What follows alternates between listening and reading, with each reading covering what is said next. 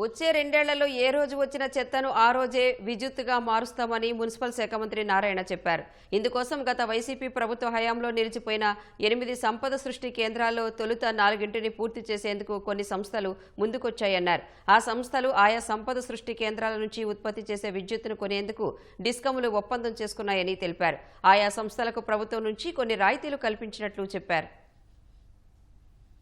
నెల్లూరు 12 మెగావాట్లు, కాకినాడలో 15 మెగావాట్లు, కడపలో 15 మెగావాట్లు, కర్నూలులో 15 మెగావాట్లు 4 ప్లాంట్లు అయితే టెండర్ అయిపోయి ఈ రోజు ఎవరైతే ఈ జిందాల్ కంపెనీ, ఆంటోనీ లా 2 కంపెనీలు ఈ రోజు ఎలక్ట్రిసిటీ డిపార్ట్మెంట్ తో ఎంఓయూ చేసుకున్నారు. అంటే వాళ్ళు ప్రొడ్యూస్ చేసే ఎలక్ట్రిసిటీని ఎలక్ట్రిసిటీ డిపార్ట్మెంట్ వాళ్ళు పర్చేజ్ చేసే విధంగా రాబోయే 2 సంవత్సరాల్లో ఈ 7,500 టన్నుల్లో 7,000 ప్లస్ దగ్గరున్న పంచాయతీల్లో కూడా మరొక 500 మొత్తం 7,500 టన్నులు ఈ యొక్క వేస్ట్ అని చెప్పినట్టు జరగబోతుంది. ఎక్కడ కూడా లెగసీ అనేది రాష్ట్రంలో లేకుండా చెత్త కుప్పలు అనేవి లేకుండా చేయటమే ఈ యొక్క కార్యక్రమం. ఈ విధంగా చేస్తున్న మా యొక్క అధికారులందరూ కూడా నేను ప్రత్యేకంగా అభినందిస్తున్నాను.